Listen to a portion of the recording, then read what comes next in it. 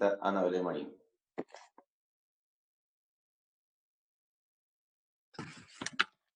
Gracias, presidente. Buenas tardes, estimados colegas asambleístas.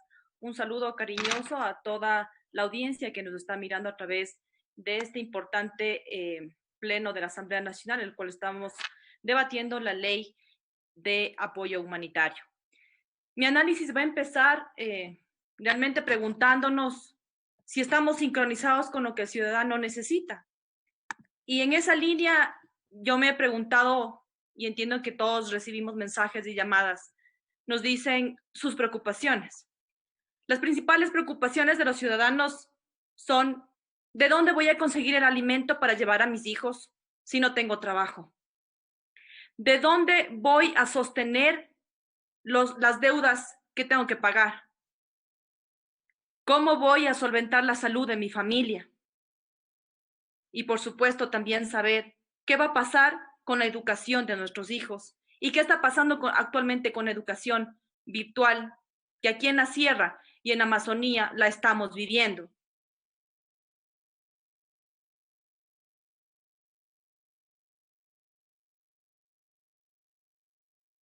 Quiero dejar y empezar también con un análisis del objetivo de esta ley, que claramente dice que es establecer medidas de apoyo humanitario. Yo me pregunto en qué parte de la ley se evidencia específicamente apoyo humanitario. Una cosa es que no pagues la luz, que se puedan postergar los pagos. Otro tema, las reformas laborales que se pretendan hacer, que el teletrabajo. Pero ayuda humanitaria, apoyo humanitario específicamente, yo no lo veo. Y yo quiero desde ese punto partir recomendando a la comisión que se pueda hacer esa especificación de que se cumpla con el objetivo, porque el objetivo dice establecer medidas de apoyo humanitario. ¿Qué más dice en el objetivo? ¿Para qué? Para generar ingresos y que esto se pueda implementar en planes y programas tendientes a mitigar los efectos. Generar ingresos, sí, de alguna manera tienen que ingresar lo que se necesita en este momento, que no va a alcanzar.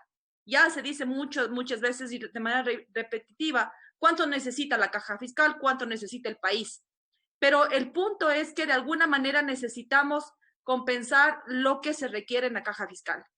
Y finalmente en el objetivo también dice que esta ley permita fomentar la reactivación económica y productiva del país. Bajo estas tres líneas es que podemos complementar y realmente verificar si nosotros estamos sintonizados con lo que los ciudadanos nos piden, estamos sintonizados con lo que las empresas necesitan, estamos sintonizados con el objetivo de esta ley. Esa es la gran pregunta. Y por eso es que me he permitido hacer este diagnóstico en base a aquello. El primer punto es respecto al tema de los impuestos. Yo respeto mucho las distintas posiciones, como siempre lo hago, pero realmente me preocupa que cuando hablamos del tema de impuestos, buscamos todas las formas de decir que es inconstitucional. Pero cuando hablamos de ir en contra de derechos de trabajadores, buscamos todas las formas para justificar esa inconstitucionalidad. Y esos dos puntos hay que dejarlos absolutamente claros. Porque si nosotros estamos mencionando que existen propuestas reales, contundentes, para poder recabar dinero para el país, para evitar que más gente muera, esa es la línea, compañeros. Entonces, ¿por qué tanta preocupación respecto a un artículo en el cual se menciona de los patrimonios de las entidades que están en el Ecuador, pero que tienen en paraísos fiscales? ¿Cuál es la preocupación? ¿De que salga a flote el nombre de quien nunca salió de los paraísos fiscales y sigue siendo funcionario público? ¿Cuál es la preocupación? De que en este momento los servidores, quienes están teniendo paraísos fiscales, sean quienes tengan que también aportar de alguna manera distinta a esto que estamos viviendo en este momento. ¿Cuál es la preocupación de fondo? Pero a mí lo que más me preocupa es que se mal informa a la ciudadanía y se dice, sí, impuesto al patrimonio. Inclusive ya he visto hasta cuadros en los cuales dicen, si tienes una casa de tanto y tantos metros cuadrados, vas a tener que pagar tanto. Falso, falso y 3 veces falso, porque están mal informando a la ciudadanía. Lo que se dice con claridad es que los patrimonios que están incluidos y que tienen sus entidades en paraísos fiscales Entonces, no tratemos de ocultar esa información, porque aquí se les cae la máscara a los que quieren ocultarlo. A esos impuestos yo sí me quiero referir. Esos impuestos son los que tienen que llegar al país. Y también un segundo impuesto, que también muchos le huyen, y ahí sí también le encuentran todas las patas al gato. Y le dicen, no, que es inconstitucional, que no se puede, que sí se puede, que no se puede. Entonces, ¿por qué ahora se preocupan también de traer los dineros del extranjero? Según el Banco Central, desde el año 2017, 2018, 2019, existe un crecimiento abismal en activos en el extranjero que realmente es preocupante. Solamente para que ustedes sepan, el Banco Central en el año 2017 ha tenido 2.800 millones, pero el Banco Central. Pero si hacemos una comparación entre el Banco Central y las empresas y hogares, suman 18.800 en el año 2017. Eso ha ido en crecimiento. En la actualidad se tiene un porcentaje aproximado que del 70% de los activos en el exterior pertenecen a empresas y hogares. Eso es a lo que tenemos que apuntar, compañeros. No busquemos que si es constitucional o inconstitucional. Busquemos la forma de que ingresen capitales lícitos al país de gente antipatriota que ha sacado esos recursos de manera, podrá ser legal, podrá ser ilegal, desconozco la forma, pero sobre todo saber que en este momento lo que se requiere es buscar las formas adecuadas y contundentes, que sí, que puede sonar trillado, que el que más tiene más pague, pero vamos de lo trillado a lo contundente y a lo real. A mí sí me interesa mucho que también saquemos un listado de los asambleístas de los partidos políticos que estamos aupando a los que tienen empresas en paraísos fiscales, y también saquemos un listado de los que sacan el dinero del país y que tienen más de 30.000 millones de dólares en activos en el extranjero.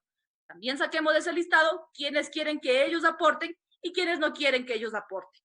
Entonces, pasando este espacio importante del tema de tributos, me parece absolutamente importante recabar y entrar en debate respecto a la tabla y a la contribución de los servidores públicos y del sector privado.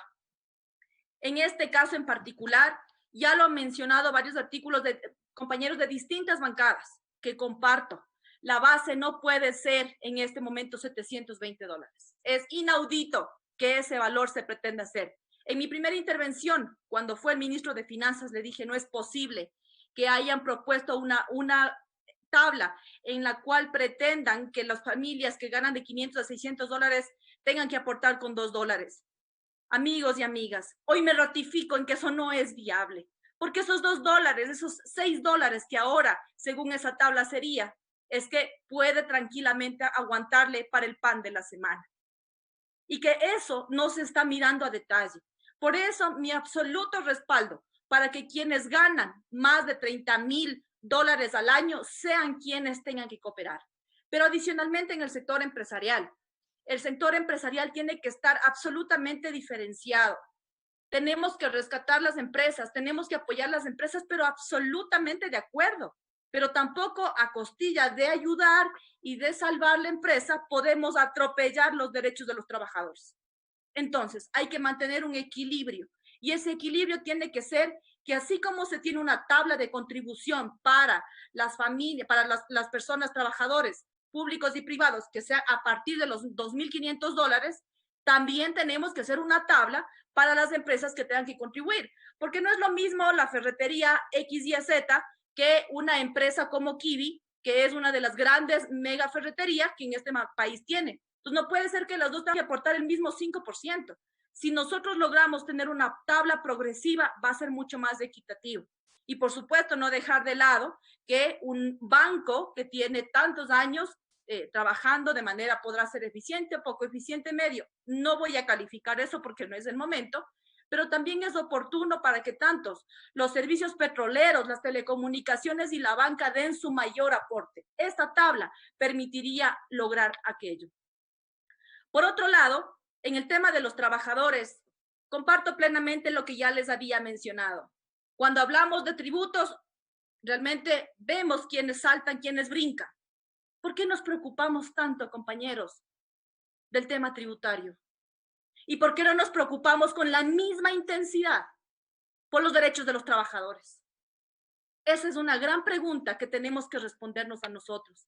Y por eso es que evidentemente desde mi punto de vista existen varias cosas que tenemos que mejorar en este articulado y que por esa razón he logrado compaginar tanto lo que he propuesto, porque quisiera en este punto hacer un paréntesis y agradecer al presidente de la comisión por la apertura de haber incluido varios de los artículos que como Ana Belén Marín y equipo hemos presentado y que han sido incluidos en esta propuesta de ley. Agradecerles profundamente por ello, porque ha sido un trabajo intenso que ha sido obviamente recopilado por todos los de la comisión. Y uno de los temas que propuse es que justamente se priorice la contratación a trabajadores profesionales y bienes de servicio de origen local. Necesitamos potencializar a la zona, a los distintos sectores y que en este momento se busque la forma de que existe ese equilibrio entre el contratante y el contratado. No queremos empresas quebradas, pero lo que sí queremos es que también tengan el derecho a tener su fuente de ingreso. La estabilidad de los trabajadores de la salud es un principio que se ha manifestado por diversos asambleístas, pero no hay que dejar de reconocer el trabajo de la asambleísta María José Carrión, quien propuso este tema de la estabilidad de los trabajadores de salud y que tienen que pasar por el proceso que eso así amerita y que nosotros estaremos vigilantes para que eso ocurra. Por supuesto, reconocer también el trabajo tanto de los asambleístas como de los distintos sectores de los maestros, que en este momento se vaya a lograr hacer la entrega de los nombramientos de los docentes. Cuando hablamos del sector productivo, cuando les decía en el tema del objetivo, ¿qué está pasando con las líneas de crédito? Aparentemente se escribe en el texto que sí, que se va a fomentar las líneas de crédito, pero a mí me parece que necesitamos mejorar cuál va a ser el mecanismo de esa entrega. Por lo tanto, tenemos que ir compensando de manera progresiva al sector empresarial, al sector laboral, y que estas dos compensaciones tengan un reflejo de una verdadera activación y que no vaya a ser que la medida de compensación vaya a ser que le entregas un crédito a una empresa y que más bien vaya a ser para reinvertir en maquinaria, sino que más bien ese crédito sirva para que puedas pagarle en los meses que va a ser difícil hasta que pueda reactivarse la economía, pagar los salarios de los trabajadores. A eso hay que enfocarse, estimados compañeros. Hay que buscar la forma de que las familias ecuatorianas tengan y sostengan el empleo, porque es la principal de las preocupaciones que tienen nuestros hermanos ecuatorianos. Sin duda alguna, quienes estamos haciendo la cuarentena y quienes ya en este momento todavía estamos en educación virtual con nuestros hijos, también tenemos algunas preocupaciones. Y en ese contexto quiero hacer dos separaciones importantes, porque una es el tema público, que tiene que ser fortalecido y que también presenté en mi propuesta, pero que lamentablemente no fue acogida. Entiendo que puede ser muy complejo, pero lo que he propuesto son dos cosas en el sector público. Es que el sector público, los niños del sector público necesitan herramientas, que las plataformas virtuales ellos puedan accederle y que no sea en este momento un deber que es mandado a través del WhatsApp, porque eso es lo que está pasando. Y los niños tienen que tomar una fotografía y buscarse a alguien que tenga internet para que pueda tomar una foto y enviar por medio del WhatsApp. Las plataformas virtuales para la educación de niños, de jóvenes, de adolescentes es fundamental fortalecerla, pero también es necesario entregar la conectividad necesaria para que eso se haga una realidad y no una utopía. Pero ¿qué pasa con el sector privado, con educación privada? Hay distintas voces, por supuesto. Hay que defenderle al dueño de la escuela o hay que defenderles a los padres de familia. Mi posición muy personal en este caso, a mí me parece que lo que tiene que suceder es que con acompañamiento del Ministerio de Educación se pueda hacer un recálculo del pago de la pensión y de las matrículas. ¿Para qué? Para que quienes en este momento ya están en educación virtual puedan hacer los pagos, pero acorde a la realidad de educación virtual y que en este momento todos nos solidaricemos, no solamente los padres de familia, sino también los dueños de las instituciones. De ninguna manera el afán es que nadie quiebre, pero también lo que sí necesitamos y el afán de todos sí debe ser es que todos nos solidaricemos y que no sea en este momento que te estén llamando a cobrarte la pensión porque ya tienen que pagar las deudas que tienen contraídas como institución. No puede faltarle el salario al maestro, no puede faltarle en este momento el pago a quienes hacen el servicio de limpieza, a quienes hacen el servicio administrativo. Eso tiene que garantizarse esos pagos porque requiere. Y la forma de hacerlo es a través de este recálculo. Además, existe dentro de las preocupaciones de los ciudadanos, por supuesto, el tema de las deudas que se tienen, pero además, ¿cómo logro salir adelante en mi sector productivo, artesanal, turístico, agrícola, ganadero, en el cual yo me encuentre como ciudadano común y corriente? En esa línea, se ha mencionado que no es posible emitir un decreto presidencial para bajar la tasa de interés. Pero en este punto yo más bien quisiera invitar, es que se habla de una revisión de las tasas de interés para la reactivación, para lo que resta el 2020 y el 2021. Cuando sabemos que una reactivación luego de una crisis como la que estamos atravesando tiene que ser a mediano y también a largo plazo. Entonces, con tasas que no superen un dígito. Por lo tanto, les invito a que seamos más explícitos, claros, contundentes en la redacción de este articulado. Porque si bien es cierto, quien tiene la competencia en este momento es la Junta de la Política y Regulación Monetaria y Financiera del Ecuador, necesitan ellos insumos de la Asociación de Bancos, de la Superintendencia de Bancos, de la Superintendencia de Economía Popular y Solidaria, que todos puedan colaborar con los insumos necesarios. Pero si dejamos a que simplemente sea esa decisión de la Junta Monetaria, me parece que es un error. Nosotros podríamos proponer una reforma al Código Monetario y plasmar cuáles son esas proyecciones de la baja de la tasa de interés. No puedo dejar de mencionar que la preocupación de tener trabajo del ciudadano, la preocupación de sostener el empleo y la preocupación de alimentar a su familia también tiene que ir encaminado al sector productivo. El sector productivo en este momento está siendo el sostén fundamental de la alimentación, como siempre lo ha sido, solo que ahora sale más a luz porque vemos realmente que no han parado de trabajar. Gracias por su trabajo, por su esfuerzo permanente al sector agrícola, ganadero, quienes nos están alimentando a todos los sectores de la ciudad y del campo en mismo. Pero sí debo mencionar que en esta ley, ¿por qué no se ha pensado en un tema de salvaguardias? ¿Por qué no se ha pensado en fortalecer los sectores para tener la ampliación de centros de acopio? ¿Por qué no se ha pensado en eso? Porque necesitamos tener mayor control en las canastas que se elaboran, que se construyen, para ir a entregar justamente de manera progresiva a las familias. No nos dejemos absorber por estas puntualizaciones, sino más bien la aportación de cada uno de ustedes es fundamental. Y quiero culminar con una parte muy importante ya a nivel económico. A nivel económico, no comparto que nosotros tengamos que sacar de un bolsillo para meter en otro bolsillo. El país, en un país dolarizado, necesitas ingresos de capitales y cuidar la salida de capitales para sostener la liquidez y la dolarización. Evidentemente, en este momento, según información de la gerente del Banco Central, existe en un mes y medio más o menos 900 millones de dólares que han salido de las bóvedas.